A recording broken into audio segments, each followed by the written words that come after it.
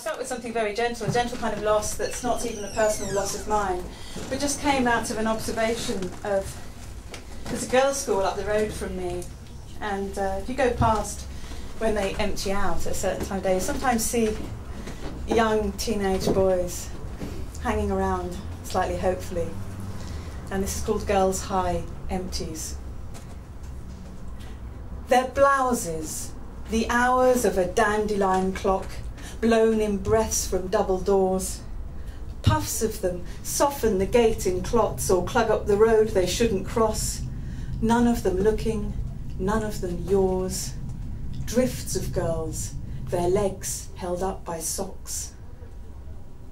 Bottle green blazers, fingers bruised with blue, and all their sunlit lips unhurt by kisses, blow by blow, blow past the boy without a clue, who just for a second dreams he isn't you, and almost look, but no, and on they go. It's agony to stand here, but you do.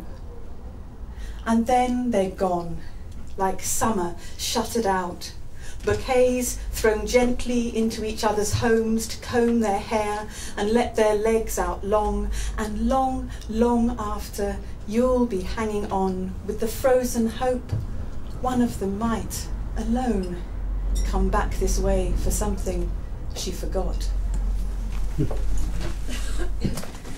And from early teenage dreams of being with somebody to the reality of being with somebody from a woman's perspective, or from this particular woman's perspective, and this is really about my first marriage. I have a kind of allergy to the tag Mrs. It's fine if anyone else uses it. I don't have any problem here. Anyone who wants to call himself Mrs. something, that's fine. But it never sat right with me. I really wasn't happy about losing my surname. Even less happy when I started getting letters that would say Mrs. David Miles, like I'd just been obliterated. That was my first husband's name. So here we are, Mrs. Suddenly, Mrs., just as you had sketched a snog of boyfriends' surnames tacked on yours, like patches on the scuffed out knees of jeans, a signature you'd have to practice new, and Mrs. on the phone, a foreign pause before you understand the calls for you. The wedding cards were quick to relish it, and all the guests who wanted to be first to call you Mrs. something else than you, to see you try it on and say it fits. A luggage label, wife belonging to, even worn soft at night, the binding hurts. And letters, Mrs., sometimes all his name, both first and last, as if you don't exist except to be the adjunct to his essence, except to orbit round him, bland, dismissed, a shadow of the girl he fell in love with, who lost a part of her each time she kissed.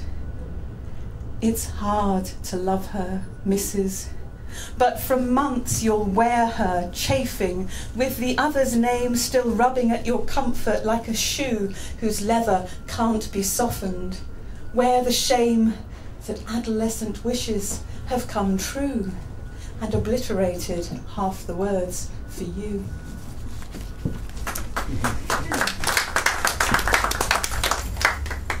Thank you. There's always that awkwardness as whether to clap or not to clap. Poets should just make it clear whether they should just like funny, entertaining stuff or really sad, somber stuff, and I do tend to go in between a little bit there.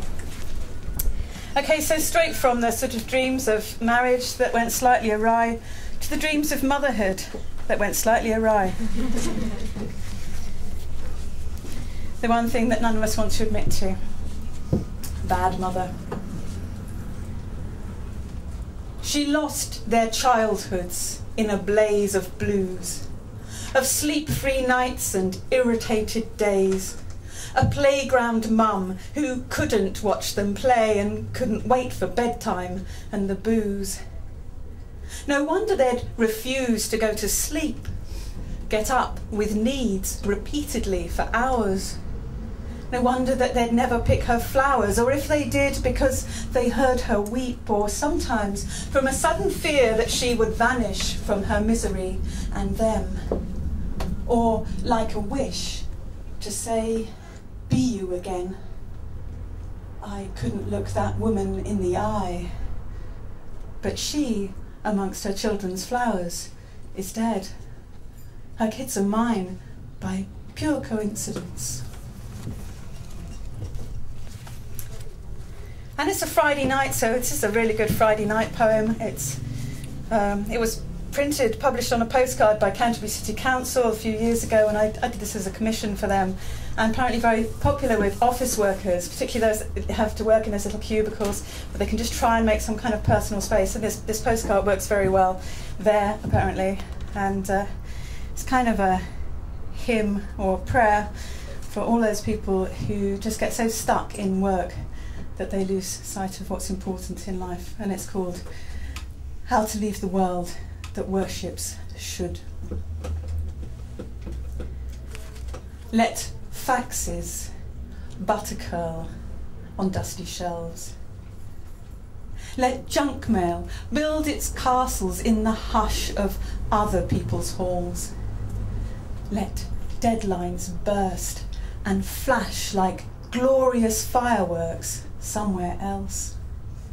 As hours go softly by, let others curse the roads where distant drivers queue like sheep. Let emails fly like panicked tiny birds. Let phones unanswered ring themselves to sleep. Above, the sky unrolls its telegram, immense and wordless, simply understood.